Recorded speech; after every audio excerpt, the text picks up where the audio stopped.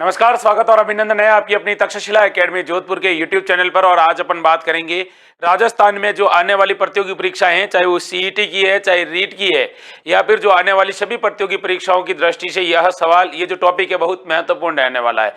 क्योंकि आप लोगों ने एक चीज नोट की है कि सवालों का जो क्रम है वो बदलता जा रहा है। कैसे बदलता जा रहा है तो सुनिए। अभी क्या है, जो भी पेपर हो रहे हैं वो पारियों में हो रहे हैं।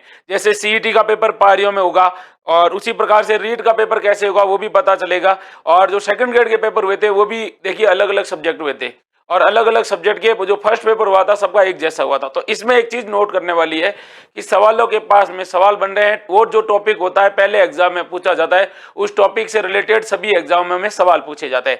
उनमें से आज अपन एक महत्वपूर्ण टॉपिक लेकर आए हैं। वो कौन सा टॉपिक लेकर आए हैं? राजस्थान राज्य क्रीड़ा परिषद, यानी राजस्थान राज्य क्रीड़ा परिषद जो जयपुर में है, इसकी स्थापना 1957 में हुई थी। इसके रिलेटेड आपके जो सवाल बनेंगे प्रतियोगी परीक्षाओं में वो कौन कौन से बनेंगे, ध्यान से सुनिए। राजस्थान राज्य क्रीड़ा परिषद जो जयपुर में है, इसकी स्थापना 1957 यानी 1957 में हुई थी। ठीक है, आगे बात करते हैं कि इसका जो मुख्य संरक्षक होता है वो राज्य का राज्यपाल होता है। राजस्थान राज्य क्रीड़ा परिषद का जो मुख्य संरक्षक होता है वो राज्यपाल होता है। अब आगे बात करते हैं इसके बारे में। तो इसके जो वर्तमान अध्यक्ष है वो है कृष्णा पूनिया।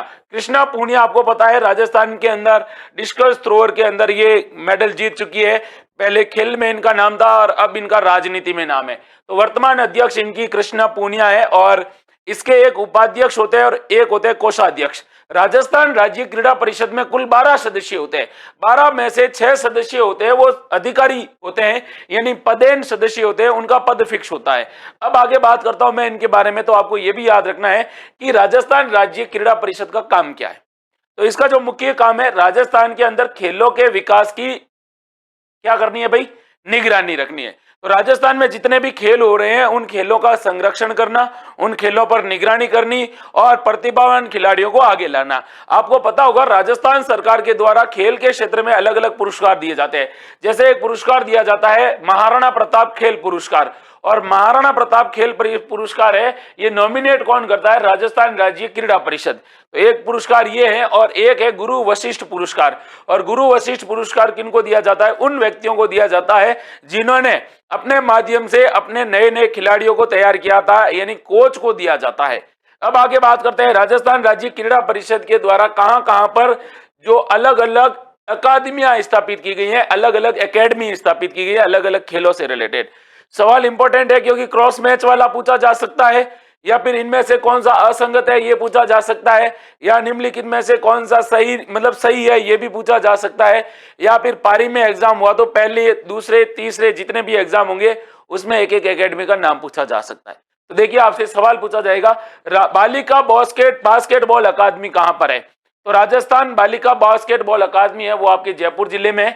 उसके बाद आपकी है बालिका हॉकी अकादमी। तो राजस्थान बालिका हॉकी अकादमी आपसे पूछा जाएगा तो आप कहोगे सर अजमेर जिले में। कहां पर है? अजमेर जिले में बालिका हॉकी अकादमी है। किसके द्वारा स्थापित है? राजस्थान राज्य क्रीड़ा परिषद के द्वारा। उसी प्रकार एक है बालक फुटबॉल अकादमी जो जोधपुर में है। बालिका एथलेटिक्स अकादमी जयपुर में है।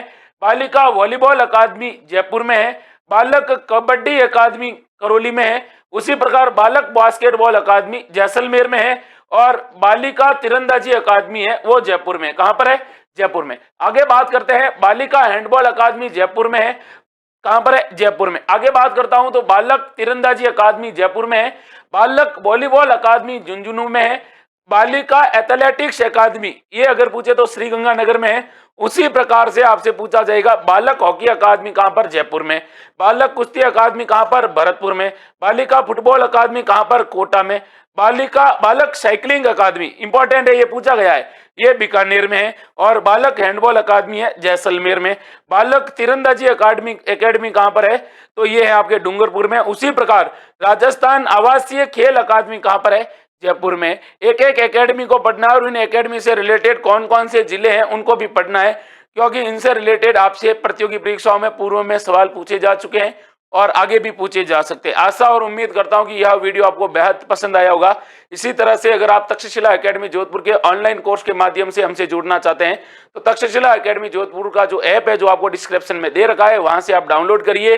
टेलीग्राम चैनल के लिए आपको अबाउट में लिंक दे रखा है, वहां से आप चैनल को ज्वाइन कर सकते हैं। और चैनल को अब तक आपने सब्सक्राइब नहीं किया तो कर लीजिए, क्योंकि आपको हर एक नए वीडियो की अपडेट इस चैनल के माध्यम से मिलती रहेगी। अपनी तैयारी को यूं ही बेहतरीन और धारदार और सफलता के अंतिम मुकाम तक पहुंचाने के लिए कोशिश करते रहिए। हम आपके साथ कंधे से कंधा मिलाकर चलेंगे।